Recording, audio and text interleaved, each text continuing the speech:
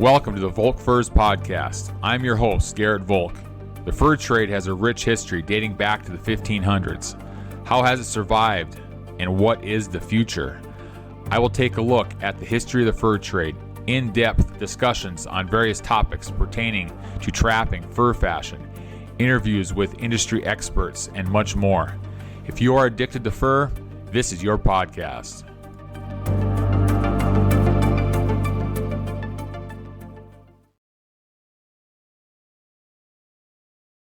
Welcome, everybody, to the Volk Furs Podcast. This is episode 8, and we have a great guest on tonight. I reached out here a couple weeks ago, and I've been following these guys on social for quite a bit. And, if you're in the coyote hunting business and you don't know these guys, I'm not sure what you're watching, but you need to watch these guys. So we have on tonight James O'Neill with O'Neill Ops, and we're going to talk a little coyote hunting, the tactical side of coyote hunting, and just everything that they do. Content creation, their content's outrageous. So I want to get talking to him. So with that, welcome, James, to the Volk Furs Podcast. Hey, man. I appreciate it, Garrett. Thank you, sir, for the opportunity. How's the weather down in South Dakota? It's actually getting better. This year I made a post a couple times. It was kind of slow for hunting because we had listen to this one about, my buddy was just telling me we had just broken the record this year for snowfall since 1934. We had 75 inches back then in this location. 1934, dude. 75 inches was the record here. And then, this year we're at like 80 right now. Oh, wow. And my actually just kind of a coincidental deal. My uncle was here from Michigan, just stopping through, and I was asking him, what do you guys get for snowfall up there? And he's like, man, we get 160 inches. Our record's like 300. But the difference is they don't have wind. We have wind here, dude. And I hear you. I hear you on the wind part. Yeah. So it socked us in, man. We're still dealing with it. But the past week, we're just starting to calve, and it's getting nice. It's really nice, man. The snow's melting. We got moisture. But oof, it was it's making everything still tough. We had some really good snow up here in the first part of December. And first part of December for us is really, we start getting cold and good chance of snow right after Thanksgiving. And then we kind of cooled off a little bit for snow. We didn't really get a whole lot until just the last month or so. We got a foot here probably, 2 weeks now. And, it's like winter wonderland up here. It looks like December, and it hasn't gotten above freezing, I don't think, at all in the last couple of weeks. If it did, it was maybe a little bit. So everybody's kind of getting itchy up here with getting in the field. I think, April last year we had like 40 inches of snow up here. So I hope that doesn't. I hope it doesn't come again. But it doesn't look like spring's on the horizon at all up here. So we're hoping for some nice weather coming up. Where are you at? How far north are you? We are 2 miles south of the Canadian border, so we're in North Dakota or Montana or what? North Dakota. We're north of Minot, about an hour. So we're 2 miles south of the Canadian border. It's open farmland, hardly any trees. We get the wind up here like crazy, and we get pretty good snows. We'll get enough to where you can't go anywhere except the main gravel roads, and if you want to walk anywhere, you got to use your snowshoes or just not go. Or it can get miserable up here. This year's been pretty good, but we're pretty socked in still with snow everywhere. I got you. It just makes everything tough. You know how that people that don't have to deal with snow don't understand, but it's a different concept, man. I feel you. It's the wind. The wind. It's like you push snow, and I know last year we had a lot more snow, but we had a lot more wind last year. And every time you pushed up a pile, the next night you have to push it up again, or you weren't getting in anywhere. It was just ridiculous. And we didn't have that problem this year as much. We didn't have as much wind, but until you, like you said, until you deal with it, you have no idea how to deal with it. It just sucks. Yeah, it's the same exact thing here. We had wind that I've never I've never, ever in my life experienced those conditions. We had 5 days of 30 to 60 mile an hour winds, and the temperature, not the wind chill, the ambient temp was like 20 below zero. And usually when it's that cold here, man, the wind don't blow. So with that, there's a formula, and I did it, it was like 60 to 70 below wind chill temps for 5 days, and the wind blew and snowed, not just snow. And dude, there's drifts. We got pictures that 20-30 foot tall drifts, 50 foot tall drifts over the edge of one of our, the edge of our river pasture. Just insane. Wow. And crazy. Never would have thought. Yeah. We, in January up here, it's not uncommon for us. And we did not have it this year, which was surprising, but waking up in the morning, 25, 30 below air temperature is not uncommon up here in January usually. Now this year wasn't quite as bad, but yeah, when that wind blows, you can't be outside unless you can be outside if you got the right gear on, but it's tough. You can't do anything, and it just, you stay inside and hope the wind goes down and it warms up is about it. Yeah, you're right, dude. You can't.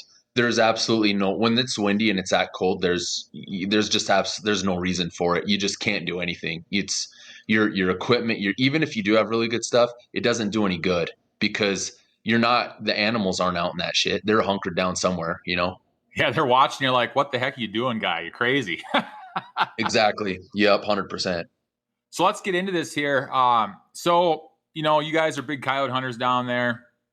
I've been watching you guys for quite a few years here. Your content you create and it's great stuff. And so I want to get you on, talk to you a little bit about coyote hunting. How you got into coyote hunting. Is it a family tradition? I'm kind of, this podcast that I've just started here within the last couple months is gearing towards just the fur industry, so to speak, whether it be trapping or hunting or I grew up on the farming, and we didn't have cows. My other parts of the family had cows, but so we didn't really get into any, predator hunting for,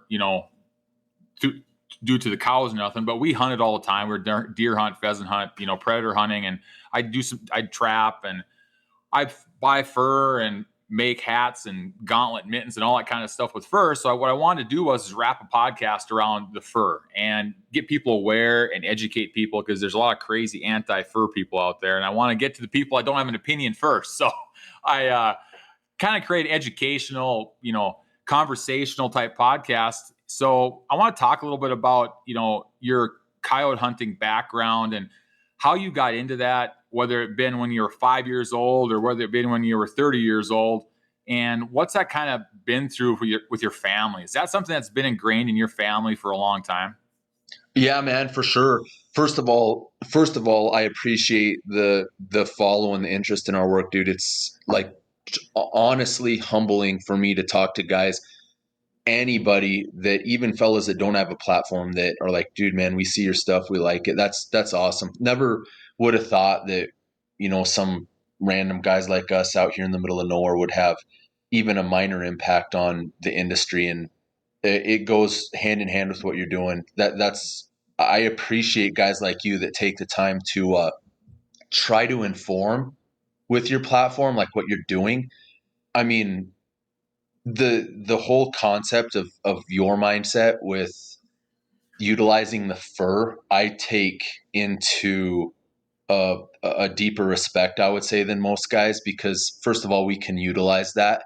And second of all, I look at it like that is actually, I would say, nature's most abundant and one of the best renewable resources that we can utilize. And for people to not understand that, it sucks. It's a sucky deal. If they understood the biology of a coyote and how resilient that species is, they maybe they would start thinking with their brain instead of with their heart. But that's a whole nother topic.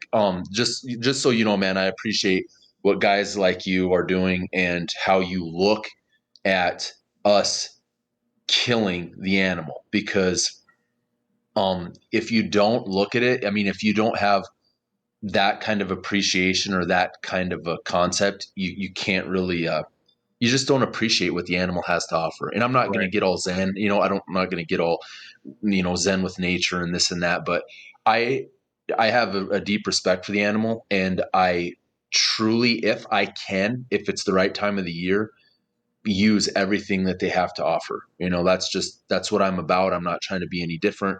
They have an awesome fur in our country up there where you are. They have an awesome, very usable pelt, and I enjoy guys that have that appreciation as well. So with that, with that said, that's out of the way, but you get what I'm saying. Yeah. Yeah. Um, Thanks. yep, heck yeah, man. Likewise. So regarding my background, excuse me, it's kind of interesting because I I've had done a podcast with a few guys in the past year, and they're really intrigued by the fact that I didn't just one day start hunting coyotes. It might have been one day I said on another podcast, kind of we decided to just start filming, but it wasn't even really that. It was like I started deciding to start editing. We filmed for quite a while, but fact of the matter is, I've hunted coyotes and been around that concept, that sport, that lifestyle, that culture. I would say from as early on as I could. My first memories, man. I've said it before, and I'll say it again. Honestly, some of my first memories were the shops tore down now, and we've got a bigger, better built one now. But I remember freezing, man, when I had to be 5 or 6 years old, standing in the back of our old 19 early 80s Silverado 1500 and watching my dad skin coyotes. That's just how I grew up. And he called, he snared, he trapped. And once it goes back to like what you're doing, man, you're utilizing the fur.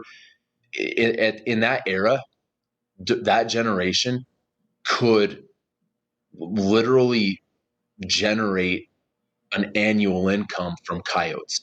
From just the fur from predators, they could generate a whole nother annual income. I remember him pulling $100 bills out when I was Wow. young, and you're like, that $100 bill then was like a $500, now I would say. So that's just how I grew up. It's definitely not anything out of the ordinary regarding what I do. And I think a lot of guys, a bunch of people that I talk to really don't know that. They think that all of a sudden we decided to jump into it and start doing something. But no, man, it's been in my life from the very beginning. And I think, like I said, a lot of guys just really find that interesting because my goal is to get guys into the sport. I want to get guys jacked up. I want them to experience the game. I want them to join us and help inform and educate other people so that it doesn't go by the wayside. And they find it really interesting that we didn't just go, hey man, let's go call coyotes one day. It's always been there for us.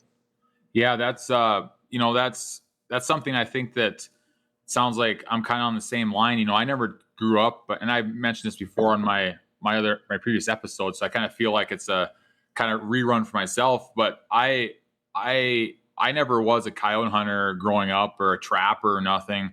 My family was never into trapping. My dad kind of dabbled a little bit in it when he was younger, but nothing serious. So we're looking forward to grouse and partridge upland, and then pheasant, and then we were bow hunters and gun hunters for deer. I mean, but we were outside all the time. So everybody growing up when I was in school, I mean, I graduated in 97. So, I mean, it's been a while now, but, You're everybody, young, dude. yeah. Yeah. I just had a birthday here in February, so I feel a little older, but not too bad. But anyway, I everybody hunted, everybody hunted back then, whether it was, deer or birds or whatever. And it was just natural for people to go into a different type of hunting. So for myself, I never grew up coyote hunting, but I was exposed to the hunting part and the killing part and the understanding of, why we do it and that sort of thing. So then when I started coyote hunting back, it's probably been over 15, probably almost 20 years when I first started coyote hunting a little bit, not too much, just kind of dabbling in it. It was just kind of natural. And that's what I'm kind of afraid of now with the younger generation. That's not, because we don't have as many farmer families up here that, live on the farm anymore. They all live in town, or there's just bigger farms with less people. And I think that really was influential in getting people in the outdoors and educating them about, the circle of life basically. And to get that, ingrained in these families now is tough just because of that. But back when I was growing up, that was just kind of second nature. So it's just different now. And I don't know, trying to figure out to get that youth involved in this, this hunting and stuff again, it would be beneficial to the whole industry. And I hope something like that changes in the future, but that's interesting. I mean, you grew up with it, and it's just something you do. It's like your lifestyle, and that's kind of cool. Yeah, no, you nailed it, dude. 100%. I mean, from everything that you said, like, we grew up too hunting grouse, pheasant, deer, elk. And I mean, I remember when I was a kid in grade school, and after church, we'd go to my godfather's and freaking have deer chislicks. It's this year now, every single year we go out with the sole intent to hunt grouse to eat them. I mean, we will shoot our limited grouse every day that we possibly can while we're out on the ranch, and breast them, and either, just we cut them into longer strips, fillet and chisel them, olive oil. It's just, we just enjoy doing it, and we do it. And then what you said, like, regarding the farms, that's 100% the truth. People don't understand that, how that's going by the wayside. Once again, coincidental, man. We were just driving out in our calving lot yesterday with my uncle from Michigan, and there's an old foundation out there, and he's like, what's that? And my dad's like, that used to be, the old town that we call right by our house here. There's nobody, there's no town there, but back 100 years ago, there was a little tiny, I'd almost call it a village, and they had a dance hall and a cream station, and Dad was telling us all about it. And that whole lifestyle is gone. You'd see little places like that, kind of sporadically placed all over states, and it's a 1,000 times different now, where, like you said, you have huge farms, and the population of small farmers are gone. They're just whether it's, I'm lucky and very blessed to be able to experience the fourth generation, and I've got 3 boys. My brother has 3 boys. I just am hoping that I can have a level head on my shoulders and be able to operate properly, and have them be able to have the same opportunity that I did here. That's great. People just don't understand it, that how farming is. Big corporations are purchasing up huge lots where we can't compete with them, and that's just how it goes, man. Once they have control of that, once those big companies, instead of having thousands of guys in control being able to market and compete, you have 10 guys that are big players all the way across. They got control of you, man. You're in trouble. So Gotta make sure and address that. Yeah, once it's gone, it's gone. That's what I always think. Once it's gone, it's gone. So keep a hold of it as tight as you can. And the generational thing with the families, that's so important. I mean, my dad, he's retiring from he used to farm quite a bit of acres, and then he kind of got out of it here back when it was getting really bad, and now he's going to retire from a job that he took on, and he's going to farm a couple quarters. My brother's kind of getting into it a little bit, possibly, and kind of keep it in the family. And I got uncles and, uncle and cousins that are into it. And it's just something that you don't. My wife's family's into it. So it's one of those things that it's just nice to keep that passing down, because once it's gone, and there's no getting it back. Yeah. The main thing is anything that you can do to keep that younger generation interested in what you're doing. Don't drive them away from it. Like, right. My parents were really good to me. They didn't force me to do something, and I wouldn't have it any other way. It's hard work. It's not for anybody. You're always doing something. There's no monotony in it, because every day you're doing something different. Every season you're doing something different. You're not just going, to a cubicle. You're not just going here and doing the same thing over. It's harvest season, it's planting season, it's calving season, it's weaning season. And then at the same time, dude, we got guns and we get to shoot, we get to be outside, we get a dirt bike, we get a snowmobile, we get a it's you I'm living the most badass dream that I possibly could, you know? Yeah, that's great. I think that's what everybody's dream is to live what you want to live and do what you want to do, not what you have to do. And it sounds like you're on the right side of that with all that. That sounds like the farm work, like you said, is really hard, and it is. I mean, it's I remember growing up. I mean, you were. You're up, and I haven't done a lot of farming for quite a while. I help once in a while if someone needs a tractor moved or a truck, but I do some other stuff, and I remember. I mean, it was like, as soon as you can get up in the morning and as late as you can stay out and stay awake. I mean, it's just, you had to get it done. You had to do it. It had to get done. Otherwise there was nothing. So it's, until you kind of, and this, until you really experience that, it's hard to appreciate it. And it's just, it's nice to have a conversation with somebody that lives that same thing and kind of knows what the deal is. Cause it's definitely not for everybody, like you said. Yeah, I'm blessed. That's the easiest way to put it. I'm very blessed and very fortunate to be in the position I'm in. So let's get into a little bit of the kind of the details here of some of the coyote hunting. And I got kind of an outline here, kind of just some stuff to talk about. And we don't have to really do it, dude.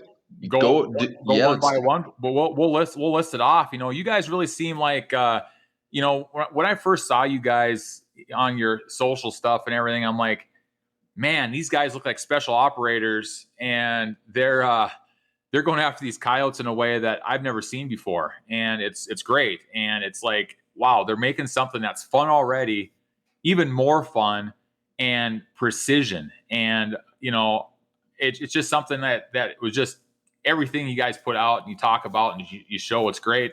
So, I call it the tactical side of coyote hunting, right? Like there's a way to go out and, take your old 270 and go out with your whatever and calling a coyote, you can do it or whatever. But then there's a way of like, you're looking to see your concealment, what you want to do for concealment, and what you want to do for your optics, and what you want to do for your weapon, and what you want to do for all this kind of stuff. And you guys go to like, the 10th degree on this. And so I want you to talk a little bit, give kind of a rundown on some of the stuff you guys are looking at and shooting for when you go out hunting, with all the gear and the thermal and the weapon systems and the camo. What's the thing that you guys really like to do with that the most? I mean, what's your favorite part of that whole tactical side of coyote hunting?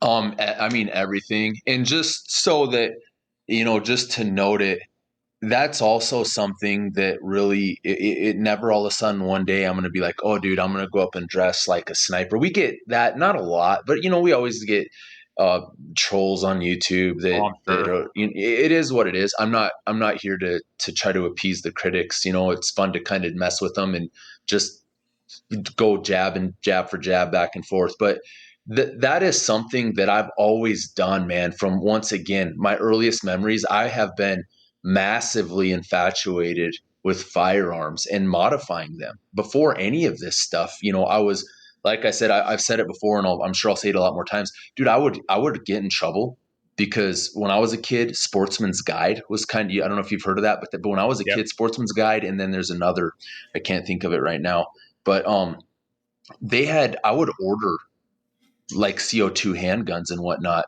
like a Crossman AutoWare 2. I remember all of these little things that I would buy when I was in grade school and get in trouble for doing it because I would go COD and I would stash up enough money and they would do cash on delivery. And sometimes I wouldn't be there. And then the upsman would be asking my parents, well, what's this? That was a big deal then because, you didn't have a lot of money and I was ordering this and like, what the hell are you doing, James? You can't be doing that. I would always get stuff like that. And then, whether it was some kind of scabbard that I would buy or holster and then modify it to an older backpack or make a mock suppressor for my air gun, or throw an optic, a cheap ass Tasco on a Powerline 880 and get it zeroed and then camo it up with some with some Krylon spray paint. It's something that I have done my entire life. Got pictures of it. Just wish I would have had videos of it because people would, make more fun of us. But if you boil the whole concept down, the whole strategy down of hunting, there's nothing that's not tactical about it, right? I mean, the more tactical you can be in a hunting situation, the more success you're going to have. I mean, tactical is basically defined as carefully planned actions to execute the end game. That's what it's about for us. And when you bring a camera into the picture, the the whole the whole level of the hardness level, the difficulty level is multiplied times 10 because if you haven't filmed, it's tough to explain. But if we were just going out there and calling, it's I don't want to say it's so much easier, but it's so much easier when you bring that camera along and you have to elevate it on a tripod and you're striving for the best footage. And I bring this on myself. I'm not saying that to try to counter somebody else's work that they do. I'm just saying we have to try to be as tactical as we possibly can in order to get the footage that we need to. And if we didn't film, we would still be doing the same thing. I've said it before. Does it bring a different, unique aspect to the way that we look, how we do it? Absolutely, it does. But that's not why we do it. We do it because it aids in our success. So there's a lot of. I mean, if you want to go into the gear that we use, some of my most, my favorite aspects regarding that, what I like the most.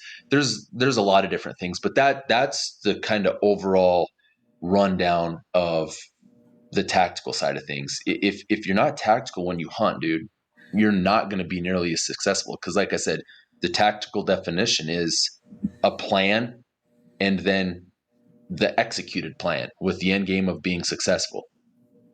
Right. So do you think, when you're doing the, more of the,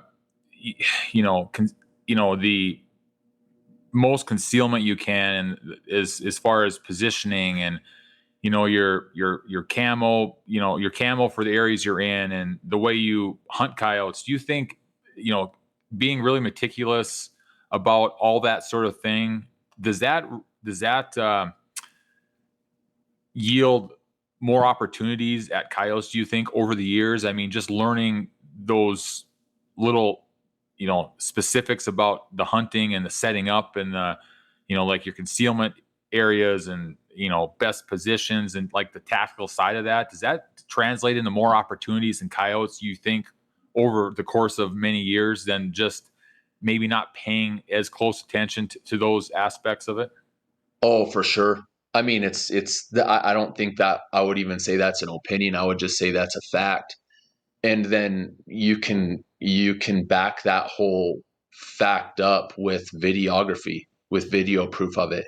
I mean, granted, I'm not saying that we don't go into sets and have bad situations, but when you take the camera along, you're automatically, like you use the word meticulous, you're automatically breaking and piecing a set apart more so than you are without it. Because my goal is to work that animal into a kill lane, into a zone where it is killed on video as close as we possibly can, preferably standing still on our terms. And I know I've said it before, that's cocky, that's arrogant, but that's my goal. My goal is to outwit nature's most astute predator, hear, smell, and see a million times better than us if you combine all of their senses. If you fool them at their game, then that's a big deal, man. And to do it repetitively on video over the years, I like I said, I think it just goes back and fortifies the fact that if you're more meticulous about it, if you take your time, if you break things down, you're gonna be more successful. I'm not saying that you can't get into situations, I mean, there's a lot of guys that do contests that literally, dude, they run in and that's their game. But it's just a different thing, you know. I mean, the chances of you being seen, you know what it's like when you're hunting. If you're moving really, dude, there's so many things that I could go into detail on breaking it down. How, like, when I walk in, when I go and set my call out, once we get into a spot, I bet it takes me, depending on what way the wind's blowing and the terrain features are and where I decide to set that call, thinking a coyote's going to come from here and circle the call this way for the best videography possible. um it might take me 5 solid minutes to walk a call 50 yards in front of us or 100 yards in front of us, because I got my hood up, my ghillie hood up, I'm hunched over, and I'm walking in a straight line to where I'm going to put the call down in a very slow pace. And then so when I set it down, I turn around, put my head down, and walk the same exact track straight back to our set. And I mean, do you have to do that? No. Is it a lot of it in my head? Maybe. But you know how much easier it is to see something out of your peripheral, or even, you know, in your primary sight when it's moving fast, as opposed to something creeping along that you may not ever see. You know, like a coyote charging in versus you standing up and that bobcat that snuck in underneath your ass, jump up and run away. It's the same kind of concept. I mean, I like to think that way, but you get what I'm saying. I think that the way that we go into sets and approach them are definitely very beneficial in the game of doing what we do. Do you If think that answered if that's kind of what you were asking? That's a great explanation. And one of the questions I have for that is that, you know, I've always, over the course of the years of coyote hunting, I can't really figure out what is better. And I see it a little bit with foothold trapping in the fall when we do a little foothold trapping. I can't figure out what the coyote sense, if they have a better sense of, like, for coyote hunting, do they have a better sense of the sight or the nose? Because sometimes and the reason I say that about the nose is kind of, you know, when I'm coyote trapping and you're always trying to trap with prevailing wind, where they're coming from and that sort of thing, you know, you'll see coyote tracks in the dirt road or whatever just cruise right past you. Or it's like, why didn't they smell my lure and bait over there? But then I'm thinking, when I'm out coyote hunting, like especially at night, if the wind swirls just like a little bit and it's like there's no wind out here, but it's swirling it somewhere, and they're like gone instantly. But then during the day, it seems like they can see something a mile away almost, and the smallest of movement. What do you think that their best sense is? Smell. The parts per million, dude. The factor that the nerve endings in their smell is people. I don't think you could even understand it. I just don't, because what I've seen, like, there's a saying, you know, they'll hear you 3 times, they'll see you twice, but they're only going to smell you once. Right. You know, it kind of stands to reason if you average it out over the years from what I've seen. And especially at night, I mean, it's hard for me to even understand how well that they can see. But like, we were out last night and killed a double in our cabin lot with thermals. And granted, we were on a dry spot of ground where we weren't crunching around in the ice, but there's a lot of cattle in that pasture, and they're walking around all the time making noise, crunching on the snow, breaking ice and ice pockets. So even if we'd be making noise, they'd hear us and hear us and hear us. And they probably, you know, they might do a double take, but they're not going to be alerted enough. They're just basically numb to the fact, just because of the specific situation. And then same thing with seeing, you know, we were pretty much silhouetted, or I don't want to say silhouette. We had our silhouette broken up because we were right along a tree line, but you could tell that they looked at us a couple times. There was a little bit of light, enough light for them to probably see us, but not know exactly what we were. But man, the minute they catch your wind, they're freaking gone. No matter what, they catch your wind. You might get them to stop, you know, and be able to do a follow-up shot.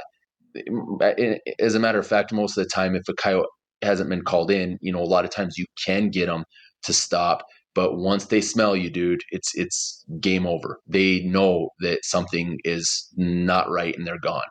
Do you think they get used to, you know, right now in your cabin and stuff, you guys are out in the pasture a lot and this and that, and just, you know, a lot of commotion. Do you think they get used to human interaction to a point to where, Oh like yeah. like you said, they see you?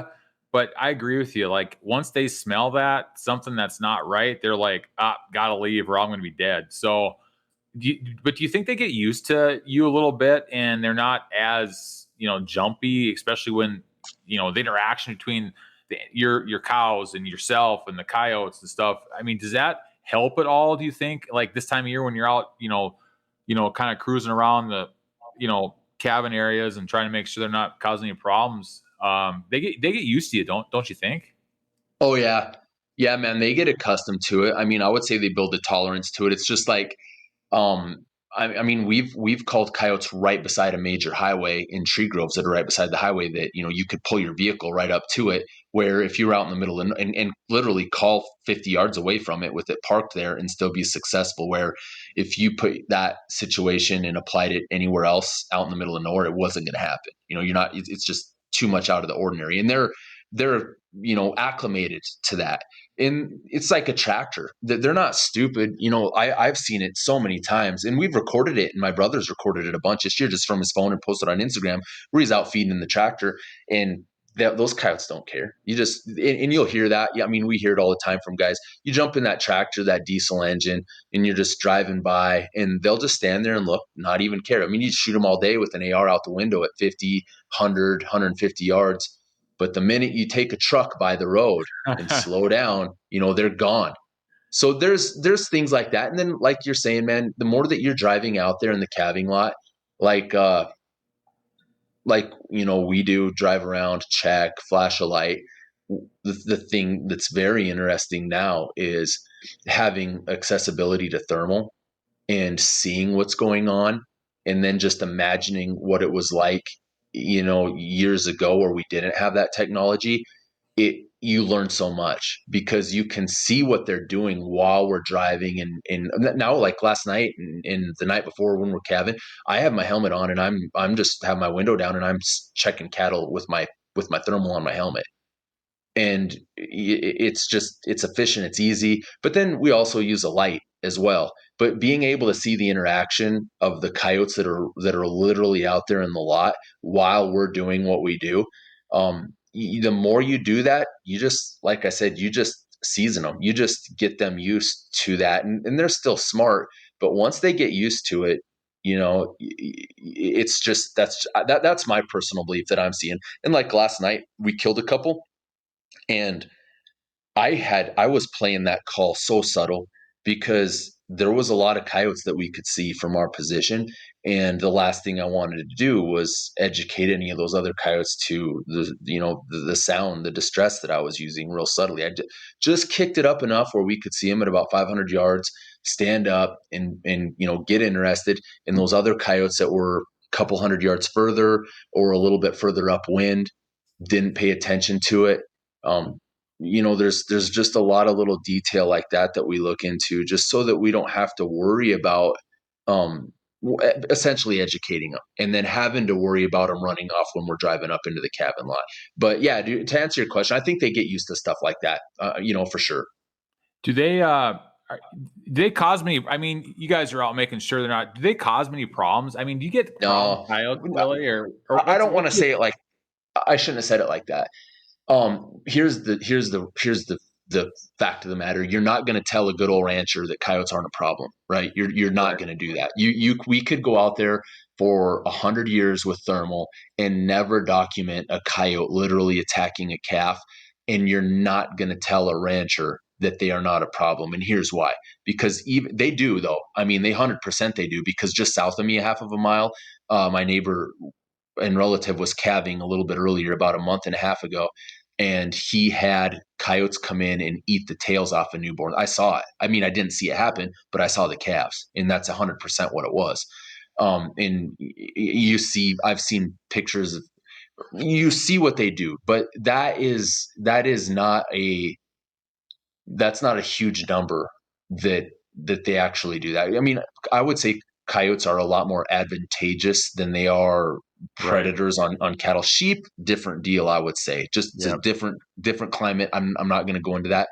But fact of the matter is this: like, and I've said it a lot, even though a coyote might not directly, attack a calf, the thing is they're walking through calving lots and they're eating afterbirth, they're eating nutrient rich colostrum infused calf crap.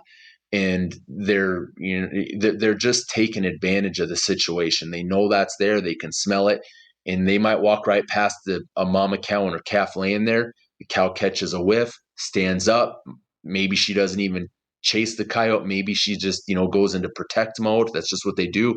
And we'll come away with a couple calves a year, no matter what, that are just out there dead. They're tagged. They've been, I've given them a dose of Alpha 7. They've been healthy.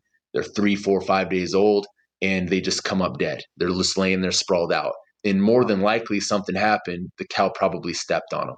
Right. Or they'll have a broken leg. And did that coyote purposely do that? Did he attack that calf or that cow to do that? No, but he directly caused that injury or that death. So Right. you can't just look at it from the aspect of a coyote attacking a cattle and causing that kind of damage. It does happen 100%. Like I said, right here, right next to us, it's happened. But you have to, look at the bigger picture and see also, I know I had a friend years ago that he, when we had really tough winters up here, they had cows, and we were talking about coyotes and stuff. And he was a big deer hunter and didn't really do much for coyotes. His brother was, but they would say that those really bad winters when they would calve earlier, or if it was a late spring storm, I don't remember the details, but they said that when the food was scarce and they would be coming into the corrals and they'd be chewing on the calf before it was on the ground. And yeah, I've heard. Of course, that's extreme, but they were hungry and they knew exactly where the food was. So I could definitely see that keeping them at bay and letting them know, hey, we're going to make you honest out here and don't cause any problems, or else it's going to be the end game for you guys. So I see how, managing that with your cow operations really important. Oh yeah. I mean, that's just, I've seen pictures of that, dude. I've actually seen pictures of a calf that was 8 before, like, I don't want to say fully 8, but 8 while he was coming out of the cow. That when you have that problem, coyotes are dogs. They learn. That's why you can't. That's why when you educate one, you're probably not going to call them in for a while. It's just how it works. Cats are stupid. You could probably call a cat in a couple hours after you shot and missed him if you with his memory wiped. But a coyote, man, once they learn that advantage and they learn that's an easy meal, you could have a problem on your hand in big areas. And like I said, I'm fortunate enough to not have to experience that level. But I think that with the work that we do, it also alleviates that problem because we're not letting those coyotes get to that level. Sure. And I'm sure it helps. Yeah. It helps. Yeah. I mean, granted, coyotes move a long ways, but generally, once they establish their territory and they become dominant, those are the ones that are going to eventually be the problem causers because they're there. If they live there for a few years and they get big, they get aggressive and they start learning how to kill. But we just don't let them get to that point. And it's not a bragging. It's not me going, dude, it's just more than likely we're going to kill those coyotes and they're going to be a smaller, a less dominant, better pair or better transient satellite coyote coming in and trying to establish an area versus a couple of dominant, territorial, nasty suckers that are going to be doing some killing, and it's another thing too, like that I like doing. It's just being real particular because, like, for example, we're going to go over and help a neighbor out one year. It was last year. We didn't have near as much snow, not even a quarter as much, but we killed, I want to say, I can't remember how many it was, 15 or 20 coyotes within a 400-yard radius, I would say, in his calving lot within 2 or 3 nights. Wow. And I mean, that's nothing. A lot of guys have done that before. I mean, a lot of guys will brag about shooting coyotes, but they're covering a lot of distance. They're going to ranches here, here, here. We kind of comb through the same ranch all year long. And So, by being able to do that for the fella and kill that many coyotes, most of those coyotes weren't a problem. But fact of the matter is, they were doing what they do. They were coming through the calving lot, and if we didn't take care of them, he said, I'm gonna call the state, and they'll fly. And more power to them. They've got a job to do. They're contract killers. Those guys are freaking efficient, and they get shit done, and they'll get it done from the air. And they'll kill. I call it kind of a blanket policy. They will fly over and they will kill anything within the location that they're given permission.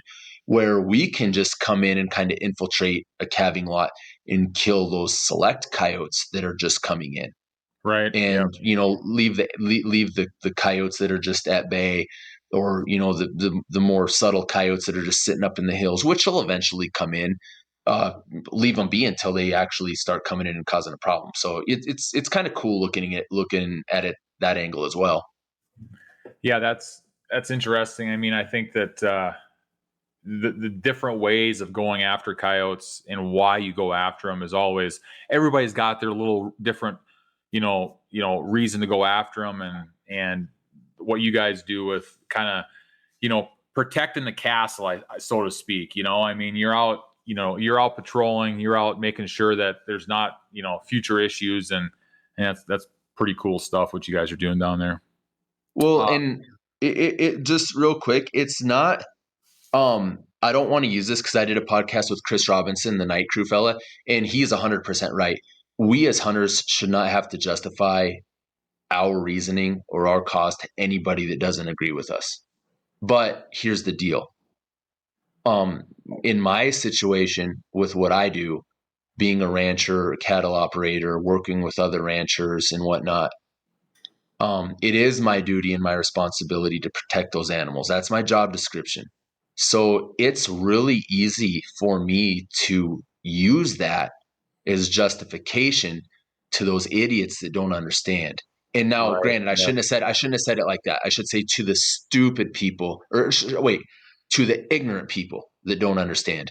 Right. The idiots tend to look at the picture every which way that you can and say, "We'll just build a fence. You'll keep them out." That's most of the time that's the way it goes. But it is a really easy venue for me to explain to people that otherwise have no idea why we're doing what we do, and kind of break the ice and make them do a double take and go, okay, I didn't know that. Instead of turning them into a full-fledged, oh, you guys are just doing that shit just because you're freaking typical white dudes that don't have nothing else to do. I mean, it's just, you get what I'm saying.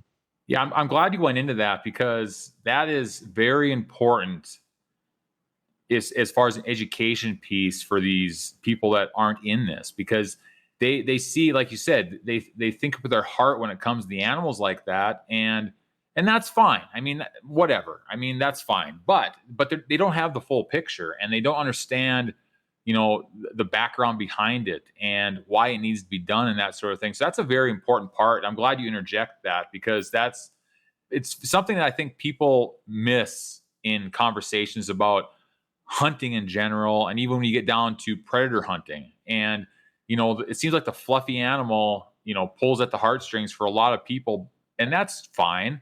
I mean, I don't think anybody wants an animal to suffer. I mean, that's not what people want. But you need to be educated about why that's happening. And I think the education part is so important in all this, and I'm glad you brought that up, because that was very good point. Well, you can do the same thing because you're using their fur. You can say, dude, this is a renewable resource. This is what we used to, this is how we came about. If we would not have utilized these animals hundreds of years ago, we would all be dead. That's how we survived, by taking the most abundant resources that we could and either eat them or wear them to live. And then they're like, well, dude, now you don't have to do that anymore because we got this and this and this. And the fact of the matter is, they don't understand the big picture, like you said. It's not even a fuzzy animal. It's predators, wolves, coyotes, lions. As soon as you kill a predator, they just go batshit crazy. Well, the fact of the matter is, one, they don't understand the biology of coyotes. they're not only just efficient as a pack, they're more efficient solo, pretty much. A wolf, Yep. you can't do that shit. You'll break their pack. And I'm not a wolf biologist, but you can extinct wolves. We've tried to extinct coyotes. Ain't gonna happen. So they first need to understand that. And then, the other thing is humans are part of nature. We are carnivores. Don't try to turn us into vegetarians. It's how we survived. It's what we've done. And now that we have injected ourselves into the realm of the world, into cities, into the countryside, now we have to go back to the drawing board and go, well, we're giving out X amount of licenses for deer. We're giving out X amount of licenses for elk. We're giving out X amount of licenses for, we have a quota. We have a limit on ducks, on pheasants, on grouse. Those predators are also trying to do the same thing we are. That's their lifestyle. They're going to eat a fawn. I mean, you can look at the statistics on how many deer fawn get freaking smoked by coyotes. It's crazy. Well, how does that go when you have a guy that's trying to do a guiding operation? Once again, it's his responsibility to protect the animal that he's raising for his income. For somebody else to come in and shoot a deer, maybe the dude just likes to shoot deer on his own ground, so he's doing predator control. You have to factor in the big picture that they not only did we come in and encroach on them, but with their I'd say biological advances, how resilient they are, we have to keep them in check. And we have to keep that in people's minds, somehow. Yeah, that's important. And that's a good point to go into my next section here. So, us as humans, we live in the land and we have to manage this stuff. I mean, it's just something that we do. And if somebody wants to get into coyote hunting and predator hunting in general, let's say predator hunting in general, right? I want you to give me a rundown of, somebody wants to get into, and they don't want to go, they want to do it efficiently as possible. They want good value for what they want. Give me a rundown, whether it be gear, guns, collars, optics, whatever you want to talk about. What's a good starting, setup? What do you need to go out and kill predators? Now, I know people used to jump in the old F-150 with the 30-30 and drive around and shoot the next coyote that popped up, and people still do that. But if you want to be an efficient coyote killer, what at a minimum, what do you need to be successful? Get yourself a good rifle, a Remington 700 short action, 223 or 22-250 or 220 Swift. Something that shoots nice and flat, so you can look at it like a max point blank range if you're not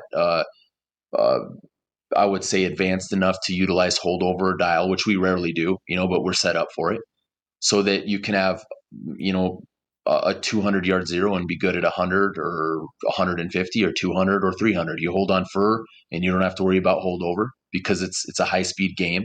And a hand call. Get those two things and learn how to do it. That's what I always tell guys, because I mean, I remember one of the first coyotes that I called in by myself, and I had my bow and arrow, dude. I was probably, I don't even remember. I can't even throw if I was 10 or 11 or 12, but I went out to our stack yard east of our house. It's our 1,200 yard target is. So it's 1,200 yards away.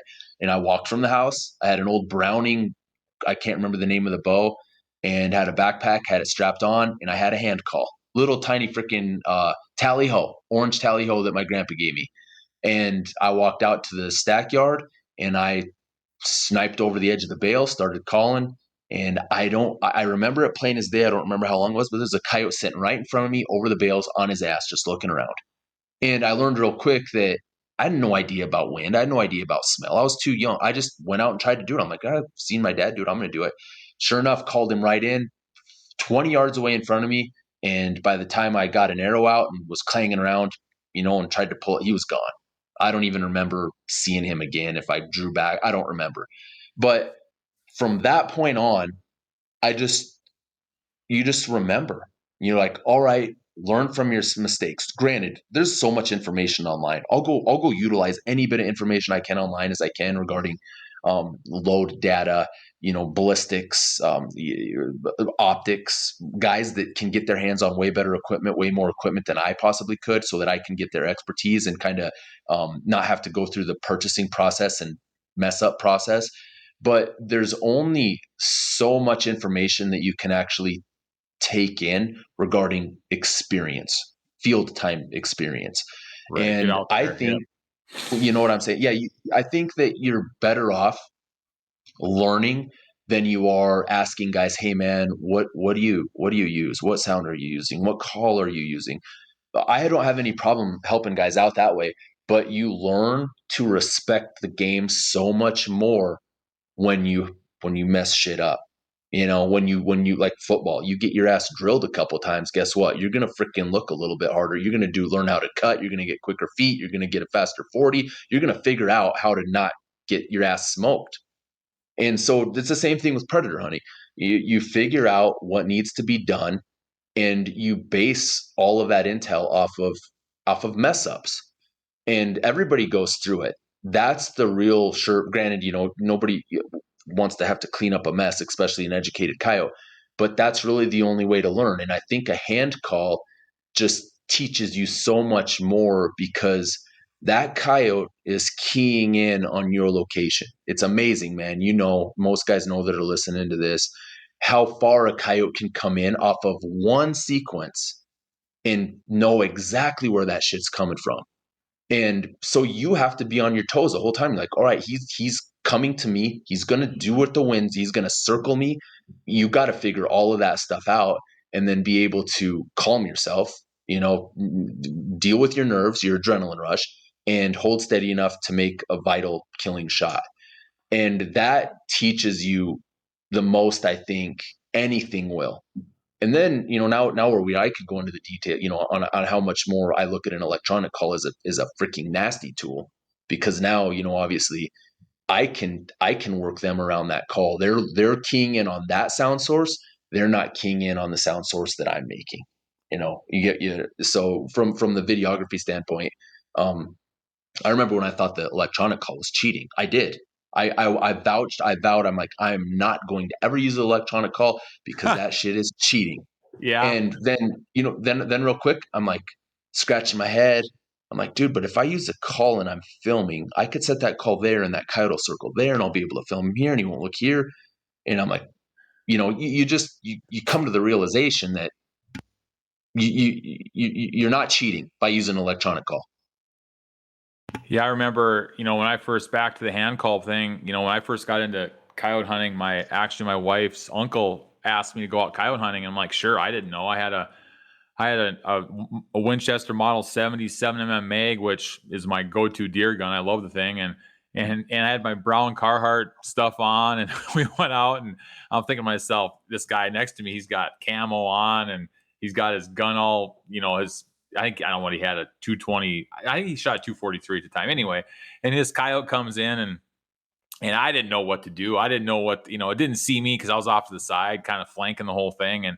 And I thought this was pretty cool. So I kind of got into it that way. Well, then I went to start getting hand calling. And I'll tell you what, everybody I've ever talked to that's trying to get into coyote hunting, they're always like, well, what hand call works the best? And I was like, and like any other aspiring coyote hunter, and you probably know people like this too, and maybe you had this too, but you buy every single call that you think was going to work great, right?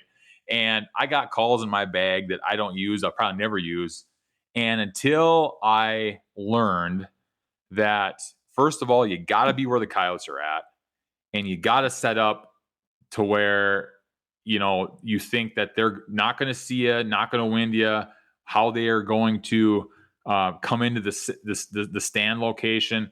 And until I started doing that, no matter what kind of camo I had on or what kind of gun I shot, I mean, I'm a 22-250 guy, so that's my favorite. So I'm eventually went to a 22-250 because it was so I'm like, but you could do it with any rifle. It doesn't really matter. I mean, you know that just as well as I do. And I'm like, until you understand where that coyote likes to live, there's got to be a coyote around to hear you. Like you said, a rifle that shoots nice and flat and fast and a hand call is about all you need if you can figure that other stuff out. Is that about right? Yeah. Yeah, 100%. But like you said, you can't kill them where they're not. If they're not there, you're not going to kill them. And that's one of the things that guys have to understand is don't get discouraged. It may not be anything that you're doing. You just might, other than being in the wrong spot at the wrong, dude, that shit happens to us. Like this year before the snow hit, and even after the snow hit, I have never had a year where I have been on so many coyotes, but it was just bad luck. Like, all right, we're going to hit this setup. We'll walk in, we get right over where we're going to set up, and there's a coyote standing right there looking at us. Just bad luck. There's coyotes there, but guess what? He was there first. Right. And then, Yep. like one of the last sets that we made, we had neighbors that had a bunch of cattle, and they're not calving yet, but we know there's coyotes there. We see them when we drive by with thermal. We never tried to call them yet, and I'm like, we're going to set up a mile away from those cattle. I guarantee you those coyotes are going to be a little bit closer to those cattle in here. With wind, we'll be able to pull them in. We'll split the distance. And I'm like, there's no way those coyotes are going to be this far back into the hills. We walk in this draw, and there's 3 coyotes laying there watching us. Out of every damn single finger draw that there could have been between us and those cattle, which was a dozen draws, they're right up the one where we're going to set up. It's bad luck. It doesn't mean you're not good. It doesn't mean you're not good. It just means, hey man, those coyotes decided to bet on that spot that afternoon, and you walked right to it. And it's just as simple as that. Just like, I know when I first started coyote hunting, I'm like, this sucks. I can't call a coyote in to save my soul. I'm like, what the heck going on? And they're just, and kind of as years gone by, I just learned that the coyotes just weren't there. I mean, there was good cover, there's food, but they just weren't there. And then when you started, sometimes it's better to be lucky than good in some of those situations. And I just kind of learned that that's kind of how it was. But until I started figuring out where they actually like to go, like up here, and I don't know if it's like this down there, but it seems like the coyotes are in a really good pattern up until about, our deer season's like within the first 10 days of November, usually our gun season. And the coyotes are pretty patterned. You can pattern them pretty well up to then. But boy, after gun season starts and the snows come and the deer start moving around, you have to like relearn the whole thing, because once the middle of December comes, the 1st of January, those coyotes are like, they totally go 180 degrees different patterns. And the places that worked in October, they're just not even close to there anymore. And I don't know if that's the same down there, but you just got to find where they're at. And that's one of the things I learned really early on. And then of course, once you figure that out, you start killing a lot more coyotes. Oh yeah, and I think and I'm not going to take this analogy because I did a podcast with Cal Taylor, and he's a contract killer in Wyoming. Like he'll kill 1,000 coyotes plus a year in a lot of different ways. But he had a really good explanation, whether you call it theory or a fact. But more than likely, those coyotes would be a family pack for a long time. But what happens in October? What happens in November? Hunting season starts. So a lot of those coyotes get dispersed at that time because of pressure. And then there you go. There's the erratic movement that you're talking about. They get pushed out of their territory. They become transient. They move to other areas. So if you don't get in there early on when they're still kind of in their family pack structure, then you're hunting coyotes that have been dispersed, which is nothing wrong with it. But you can have a lot better success early on when you're calling in packs, dude. Calling in 4, 5, 6 coyotes at a time. Those young ones coming in at the beginning of the year, and you're looking at them like, okay, guys, okay. I mean, they just run in, right? They don't know. Yeah, I mean, yeah. It can be fun, and I had some of that success early on hunting years ago, and I'm like, well, this is easy. I mean, I just had 3 come over the hill at me, and I'm like, and then you start realizing what's going on, and then by the time January rolls around, it's like, then you feel like you can't call a coyote in for nothing, just because, of course, there's been a lot that have been shot, and you got the older ones, and they've seen your song and dance before, so it's like, hey, buddy, I saw you walk in like 5 times last month. I know exactly where you sit, and but they're fun to hunt. I mean, I like hunting them almost as much as anything. I mean, they're just, to try to outsmart them and figure out what they're doing. They're so adaptive. I mean, they're the most adaptive animal, I think, that comes around. And that's, like you mentioned earlier, we've tried to eradicate them, and I don't think there's ever going to be a chance we eradicate the coyote. I really don't. No, I don't think it'll happen. And that's like what we're saying. That's exactly why the tactical side comes in regarding the equipment and the gear selection that we use, because I like to think that I get a lot of satisfaction from killing coyotes in high pressure areas. I mean, you anybody can call in a stupid pup, but once you get into that late season game where those coyotes have heard it and they've got pressure on them, whether they've been shot at from the road, whether you got guys driving around at night throwing the Fox Pro or the e-collar on top of the truck and trying to call them and pop at them that way, or you got, just coyote calling contests and guys calling in and running in and calling and not sitting long enough for that coyote that's a half a mile out there that's taking his time to come in. Then they pack up and don't want to wait and run, and he's educated. That's where a lot of our tools come in regarding the tactical side, from sound suppression to thermals to our packs being allowing us to get into position a lot easier, a lot further in, being mobile, our hoods being able to, our ghillie hoods being able to brush in our silhouette, our outline. If we have to make a skyline set just to be able to fool that animal for that last 100 yards, everything like that comes into play. And that's really why we utilize equipment like that. Yeah, that I can see where that can definitely help. And the skyline thing, you mentioned that skyline thing, and that's really important. I mean, if you can break up your silhouettes, I mean, that's, if you kind of just disappear into that cover, that's a big thing, because that's, like I said, I think they have really good eyesight, and when you can just kind of disappear and kind of look as part of the terrain, that's just a big advantage to a hunter. Oh yeah. And it all comes into, camo. You always have that argument. Well, I wear a plaid shirt and camo and jeans and this and that. You do, dude, but do you carry a XF 705 with you in a big ass Manfrotto 504 tripod with a fluid head and try to film everything? Right. I mean, it's to each his own. I'm not complaining about the dude that's not wearing camo, but don't complain about me for getting tacked up and doing what we do so that we're successful. I mean, the fact of the matter is, those hoods, those ghillie hoods with veg on them, dude, they allow us to get by with so much more during the day with the camera set in there, just because it masks our outline enough to make them go, dude, there's not cut and dry pieces right there. I don't know what that is. That's a yucca plant with a little freaking piece of freaking grass cancer growing off of it. It's not like it's a person silhouette, so right. there's just a lot of different things that a guy's got to look into, that from the filming aspect. And then if you take it a step further, I mean, a lot of times, a lot of the positions that we get ourselves into too, man, if we can choose, we're going prone, because that furthermore decreases our profile.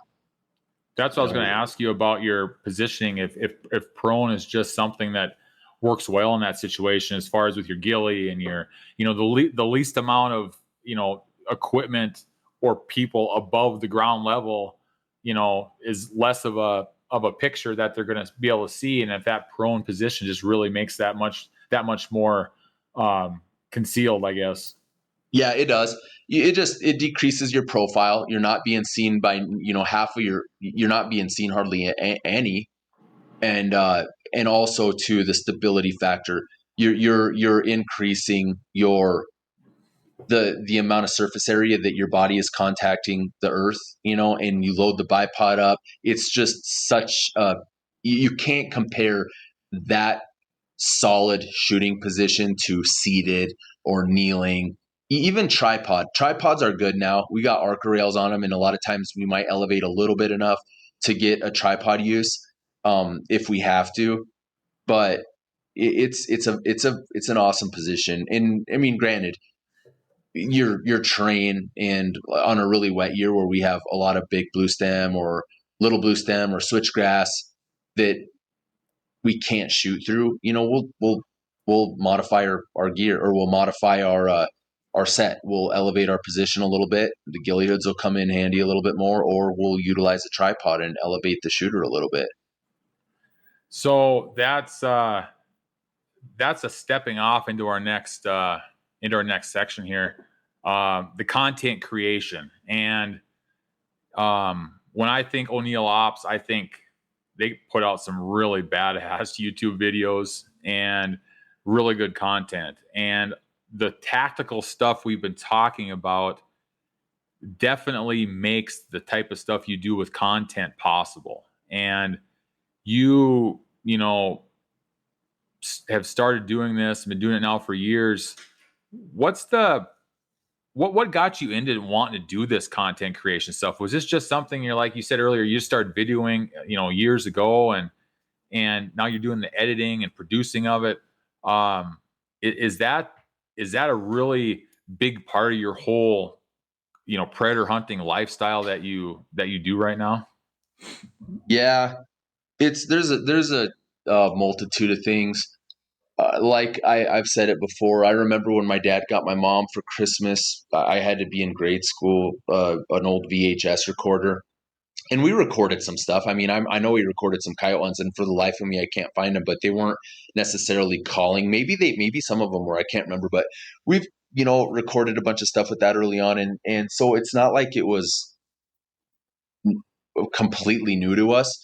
But I had buddies in college that went to school for like graphic design and computer animated design and like Photoshop and stuff like that, which I wish I would have taken some of those classes so I didn't have to teach myself how to do it. But I've always been in the mindset of I live in some really cool country, man. And I kind of grew up, I don't want to say watching Westerns, but my parents did watch a lot of Westerns.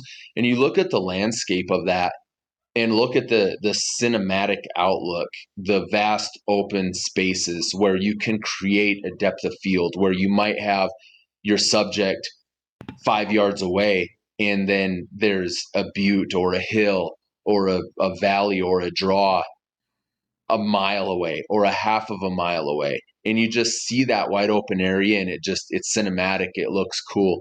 And I kind of wanted to bring that to how we film. I mean, there's no better place in the world to show an animal cover ground from point A where you're targeting him to point B where you're going to kill him, and present that in like the cinematic form. Most guys are calling and they've got a bunch of sagebrush, and you before you know it, the coyote's already there, and you have a 10-second kill clip where there he is. He's coming into a lane, he's coming into a sendero, boom, there he is. I just like being able to show guys the wide open area and how far they'll come, just being able to study a coyote's characteristics, his pattern when he's coming in, and just break it down, because you learn something new every single set.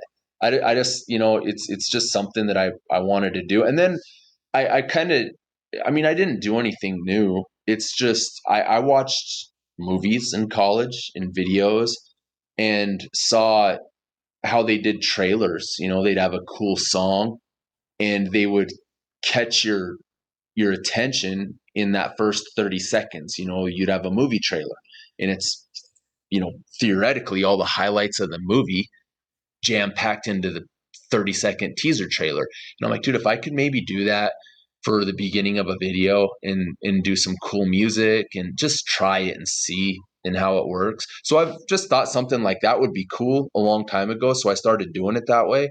And I just did a poll on my Instagram story here about a week ago because we killed a quint, and I'm like, do you guys just want to see that? You want me just to rip that edit out and not do any kind of an intro and just let you guys, because we'll always get a couple guys like, cut the bullshit out, just show us the hunt. Oh, there's so much talking and all this bullshit going on, and there's only 1 minute of hunting. And I'm like, well, dude, isn't that the story of a hunt? Isn't that the story of your hunting career? You have hours of prep, days of prep, weeks of prep for a 1 second trigger pull, and it's over. Right. That's how it works. And so, but anyway, the feedback I got from guys, there was 2 fellas out of like 100 or 200 people that said, one guy goes, just get to the killing. And then he sent me a PM and said, dude, I didn't mean it that way. I'm like, no worries. I want to know what you guys want to see. It's just out of curiosity. And another dude said, it's your show, man. Do whatever you want. And he's like, I don't want to feel like a jackass that I said that, but most everybody said, do your intro. That's what we know you for. So one second, do you ever? I had this thought cross my mind when you first started talking about the filming. Do you ever, and you're saying about, learning how they come in, do you ever go back, and if you got a really long, you're filming for quite a while and maybe the coyote's not coming in and they're kind of milling around and just kind of act, do you ever go back and watch these videos for learning purposes, as far as, gee, how, this coyote acted weird this time and this is kind of what they did? How could we go about the next time and maybe get a better kill location or do something different? Does that help your coyote hunting strategy at all, this videoing like that? Or absolutely, man.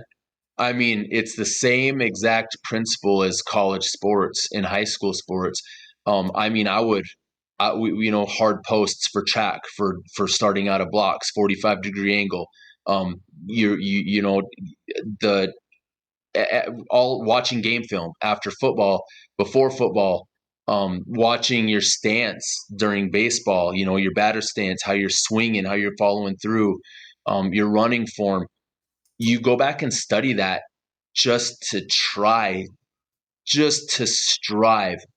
for perfection. And the same principle applies to predator hunting. I mean, granted, the only thing is, you can work on your fundamentals. You can also work on your fundamentals for predator hunting. The only thing is you have a variable that you can't control, and that's that coyote. He might have, one time you might go make a set and you're dealing with a coyote that has a whole different personality from the other coyote. Granted, a coyote's a coyote. More than likely they have the same instincts. But they all have their own distinct fingerprint, just like us. So each one of them, in theory, is going to act differently no matter what. No matter if you go back to that same set every year and you kill the same amount of coyotes every year. Watching video helps everything. I love doing that, man. I watch each coyote when they come in. I mean, I've seen coyotes that come in and we're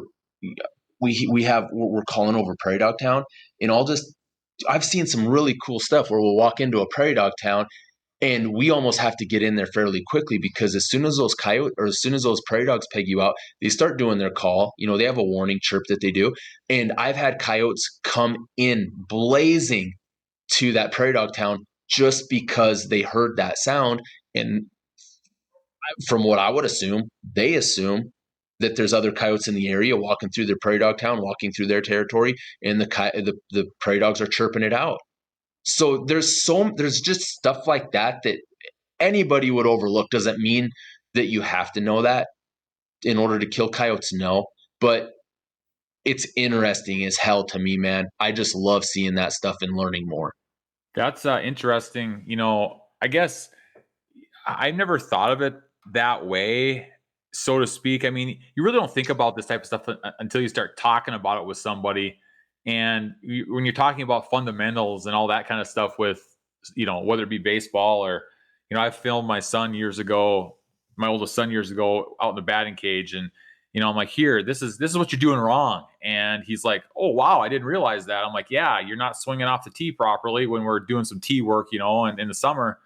And I thought about that. I'm going to show him a video. It's just a little video off my iPhone. It's like, here, this is what you're doing wrong. Oh, I see. And so now when you translate that into hunting and predator hunting like this, when the video you guys are creating, the footage, that's an interesting take, because there's lots of things that, a hunter doesn't really think about that normally. It's like, well, of course not every hunter videos, but at the same time, it's like, well, what am I doing wrong? I mean, you kind of think about it in your head, but maybe you don't. You just kind of think like, what can I do different next time? But everything goes so fast when coyotes come in sometimes, especially when you first start hunting it, everything just like goes at like such a fast pace, because you're like, I got to make sure that I don't move, and I got to get my, my safe off my gun, or I got to get my gun up on a tripod or whatever. It's not really slow for a person right away when they start hunting. But that's an interesting take. I mean, that's kind of cool that you talked about that with like fundamentals of hunting. I mean, I've never really thought of it that way, and it's kind of a neat thing to think about. So that was a nice little note there. That's cool. Yeah, and we that's kind of how we do our intro too. Like it's not, I mean, granted, we call it B-roll, but it's not necessarily fabricated. I mean, it is, but we go back to the same spot where we set up every time and show you guys in a way that I am trying to make more entertaining us getting set up in that location without, making a freaking, a documentary out of it, So yeah, it's just something that I think is it just makes sense, man. I mean, be a student of the game. Watch that animal, watch what he does. You can learn a lot from it, man. Yeah, that's that. I think people start doing that a little bit more, they might be more successful. I mean, there's always something to learn, and I always say that, I try to learn every day, whatever it may be, and if you can learn every day off of coyote hunting, you're just going to be a way better coyote hunter in the future. So that's it's like there's a lot of things that you can do, man, to well round yourself and make yourself just more efficient. Like even for example, man, there's a lot of the times why we're being able to do what we do regarding filming. Coyotes are smart, dude. They can pinpoint your location. You don't have to leave that call on. You don't have to let that bitch run. Hit it once, and if that coyote if you watch him and you can see his body language and he's going to commit, let him be. Let him do his thing. Let him come in on his terms and the path that he wants to take. And if he's taking a path too big or he's coming the wrong way, you can bend him in sometimes. A lot of times we'll trigger him a little bit to kink him in on a straight line versus making a huge circle outside where we're not going to get the optimal footage. But shut that call off and let him try to find it. And then you can deal with your emotions. You can deal with that adrenaline rush while all that's happening. You hit that call, man, and they key in on that shit, and they just come blazing in hard charger. You've got a situation on your hands, especially if there's multiple coyotes.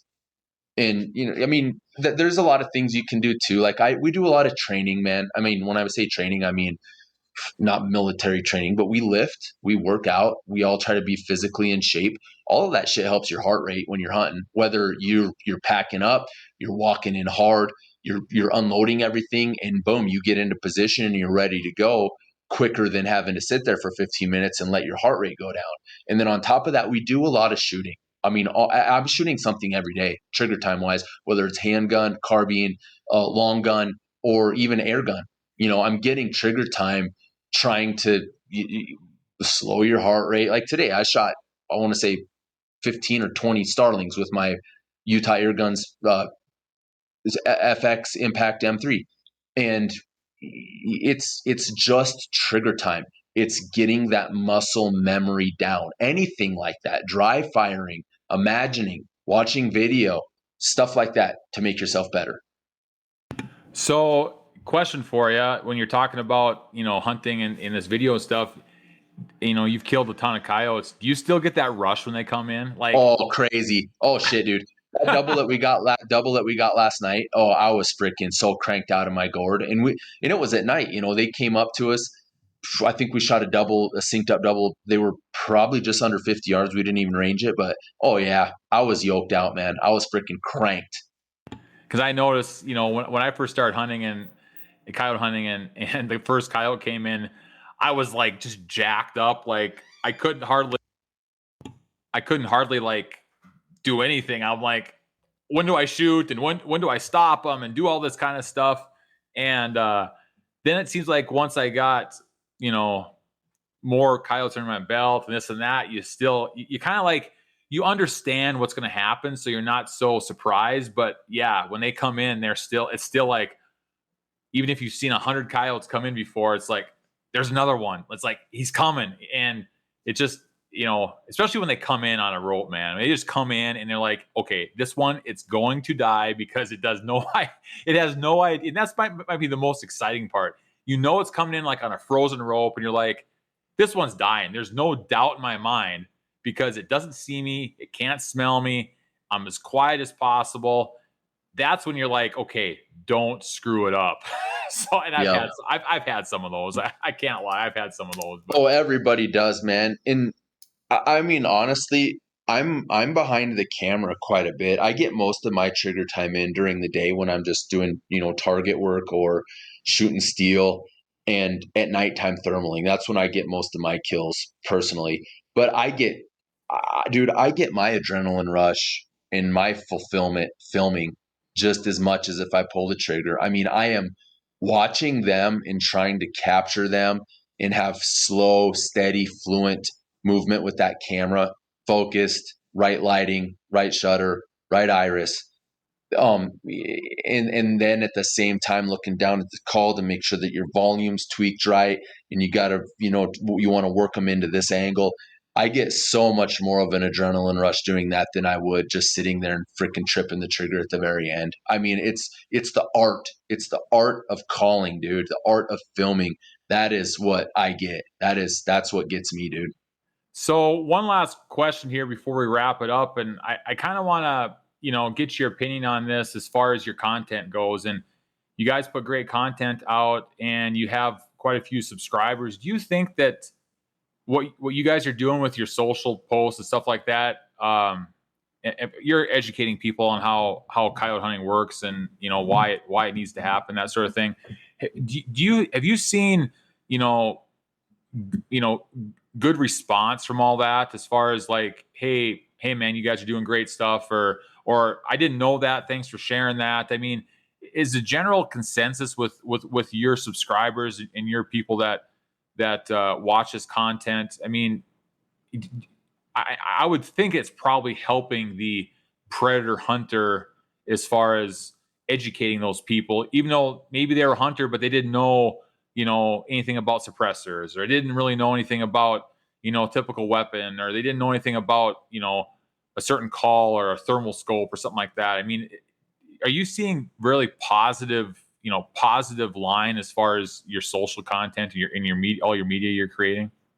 Yeah, I think so. I would like to think so because it's steadily growing. It's not growing how I want it to. I want it to grow faster and harder, but there's only so much time in the day with my day job for me to get content out there.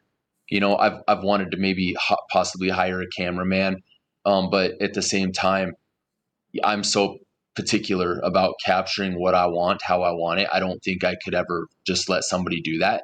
You have to have a very unique skill set to capture what we do on video. And like, once again, that's not bragging. That's just, I have an eye for what I want to get. And I think that there's guys that really appreciate that. And there's a lot of guys that follow us with some, I don't know if I want to say resentment, or maybe a little bit of a jealousy, because they like what we do. They want to watch what we do, but they'll be the first guy to dislike something just because they might not be able to do it, or they might not have the access to equipment that we do, which is kind of why I structured what I did, man, from the very beginning. I also have my FFL and my SOT, so I'm able to sell suppressors. I'm able to acquire suppressors very easily, log them into my business, and utilize them without having to do all the bullshit Form 4, fingerprint cards, photo IDs, and all that. So what I wanted to do in the very beginning, man, is I could see the way that it was going with suppressors. And the same thing pertains to gear. Everybody has their mindset a certain way. It's the same thing with trucks. There might be brand loyal guys out there. A guy will buy a Ford or a Dodge or a Chevy, and that's what they like. They have a good experience with it, so they're brand loyal. They go back and they're a repeat customer. I kind of wanted to stay away from that. So I've invested, it's so hard, man, for me to tell you how many dollars of my own money that I've invested so that I could give guys a legit insight, a legit set of informational, I would like to call them facts based on our experience with the equipment. And it's whether it's suppressors, whether it's different barrels, whether it's different custom rifles, day optics, or thermals. I've been approached by a lot of guys, and there's a lot of guys that'll call me out and say this or that. I've been approached by a lot of guys, but really stood my ground when it comes to sponsorships, because what I've really done is stayed away from direct manufacturers because I don't want to be that guy that their guys are like, oh, well, you're just spouting that because that company is giving you X amount of dollars.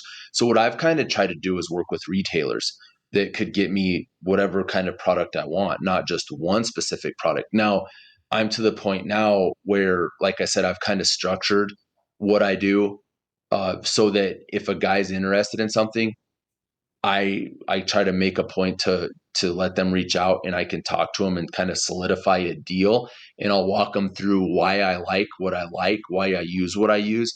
And the fact of the matter is we're funneled to products that I would stand behind, not because somebody is throwing dollars at me. Granted, dude, I've said it on a forum, money talks. It does.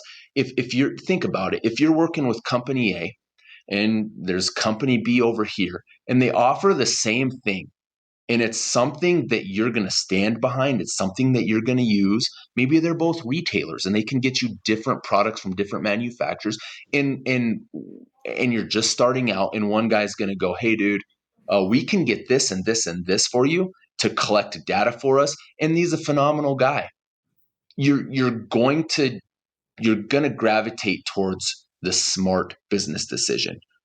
And I would like to think that I've done things structurally smart to where I am now. I'm perfectly content now with if there's a really good company that says, dude, James, man, I'll give you freaking 50 grand a year to run our shit. I would be like, all right, man, if it's something that I would stand behind. I'm to that point now where, dude, I want to be more successful. I want to make money at what I do. I think that I've probably solidified myself with the amount of dollars that I've spent out of my pocket.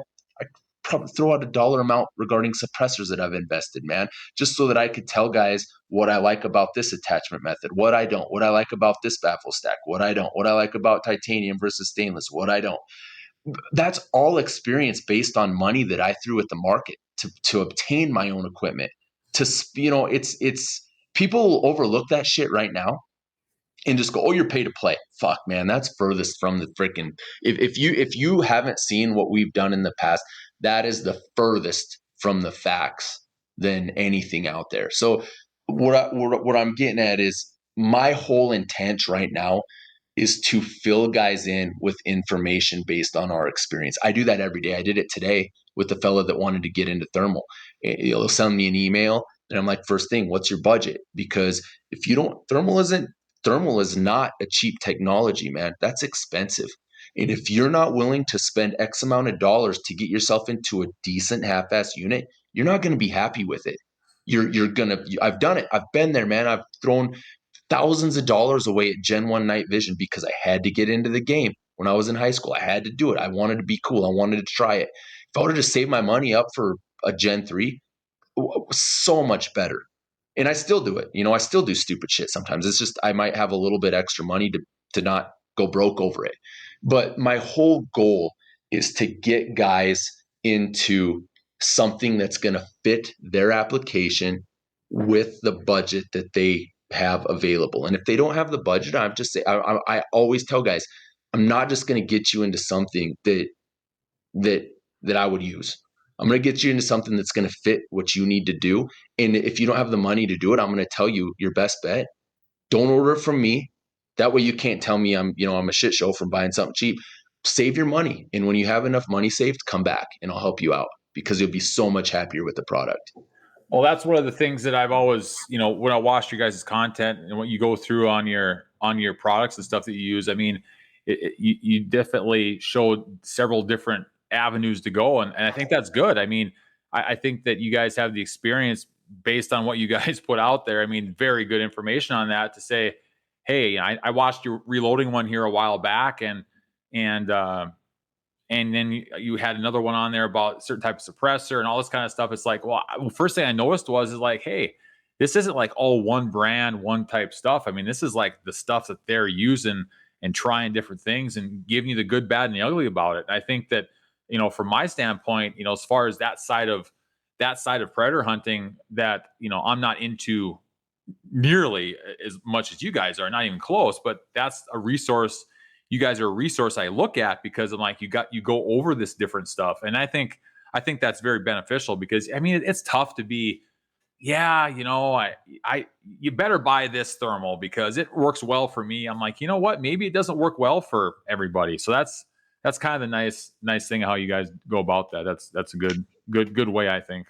Yeah, I appreciate it. It's just the way I look at it, man, is you're spending a lot of money, whether it's a custom rifle for 3 to 7 grand or a day optic that's, $1,000 to 4,000, or it's a suppressor that may potentially be a once in a lifetime purchase because of all the paperwork that you have to do and you might not want to do it again, or it's a $5,000 thermal. That's a lot of money, man. And I look at it that way. So I think with the experiences that I've had with all of this stuff, I don't want to say I have the most experience with it, but I'll tell you what, when it comes to numerous thermal manufacturers, numerous barrel, numerous suppressor, numerous stocks, day optics, equipment, um, a lot of it, granted, is because of what I've done on the side to be able to get equipment like that. Video opens doors for a lot of different stuff. I feel obligated to help guys out and give them insight based on what we've done, not to try to just sell them shit, but to earn it. To earn it and say, guys, I've spent this much money on it. I'll tell you my personal opinion. I'm not paid by anybody right now. I earn the money that I get, whether that's the cold hard facts. And I mean, I would say, I don't know if I'd use emotional investment. I've got physical investment into a lot of this stuff. I mean, we've said it before. We've aided.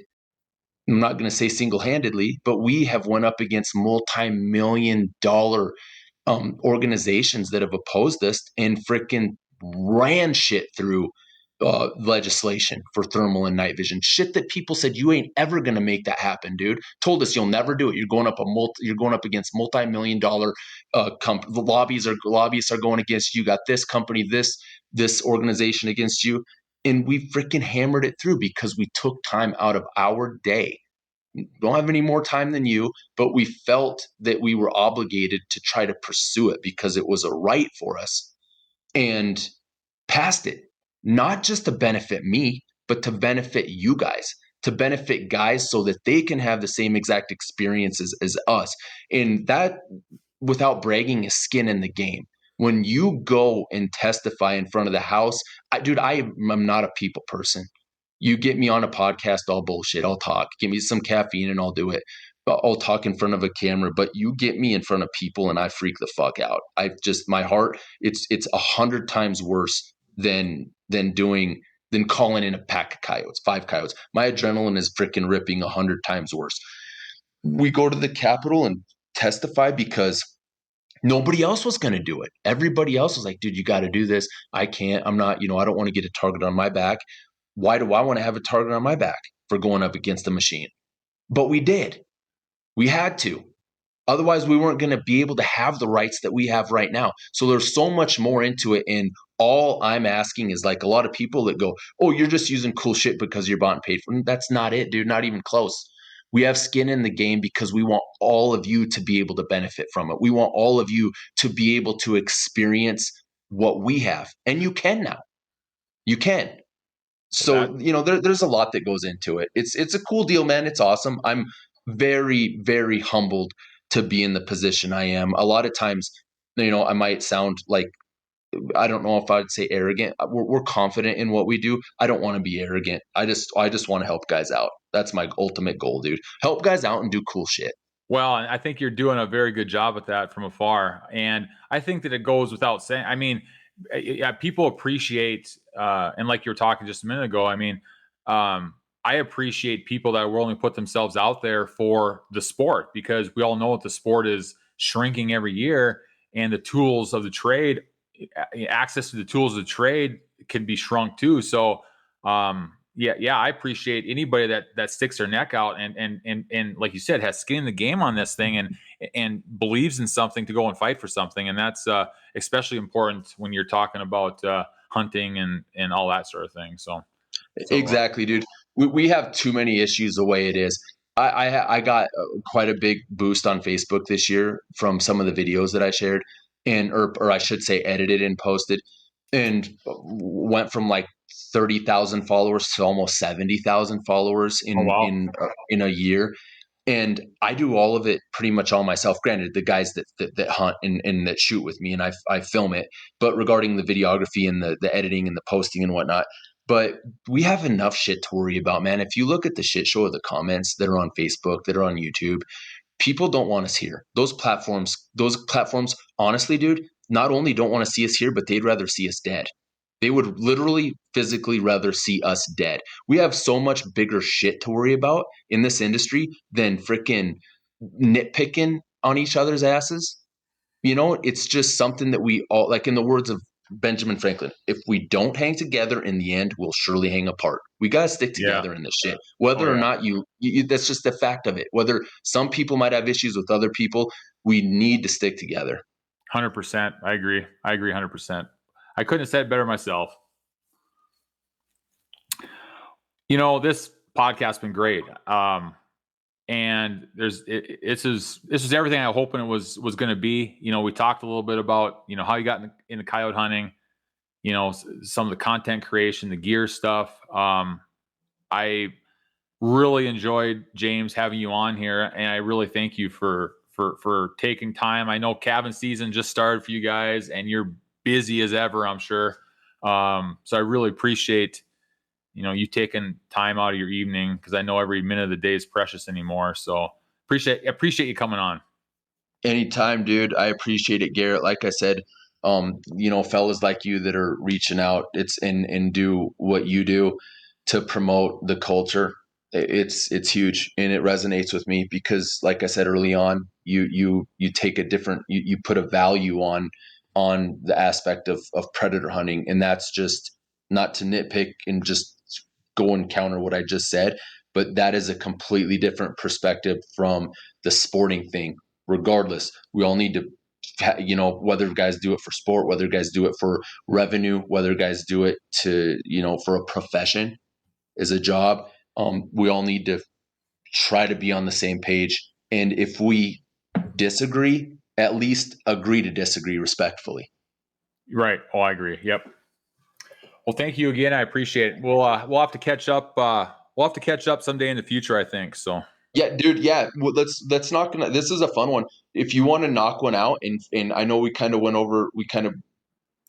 on some really detailed stuff, but if you ever want to go into like legit, detailed specs and whatnot, usage on like gear, certain suppressors, certain thermals, certain equipment that we use to aid in our success, we could break that down and do it anytime. You just let me know, man. You got my contact info. Yeah, I think I'm going to write that down. I was thinking about that earlier. I'm like, you know what? We're going to do a future one here and talk about some more details on the gear. So that'll absolutely be great. Okay. Well, thank you. Man. Thank you, James.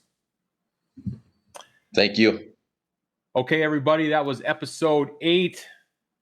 James O'Neill with O'Neill Ops. That was a real great episode. So thank you for listening. You can catch O'Neill Ops at o'neillops.com. They got a YouTube channel, O'Neill Ops. They're on Instagram. They're on Facebook. They're everywhere. So look up their content. It's great stuff. You'll learn a bunch. Give them a follow, subscribe, and show them some love. You can find me, Volk Furs, on Instagram, Facebook. I have an Etsy page if you're looking for any fur accessories out there.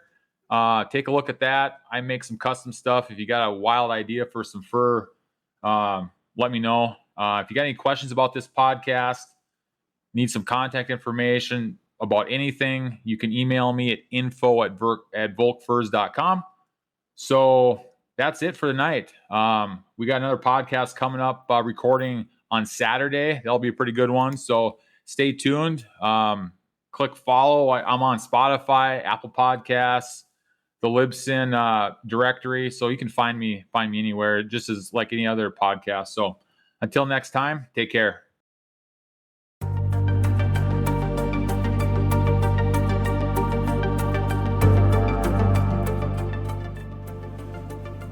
Thank you, everybody, for listening to the most recent episode of the Volk Furs podcast. If you have any questions or comments, suggestions, please email me at info@volkfurs.com. You can find us on Instagram and Facebook, or you can contact me via my website at volkfurs.com.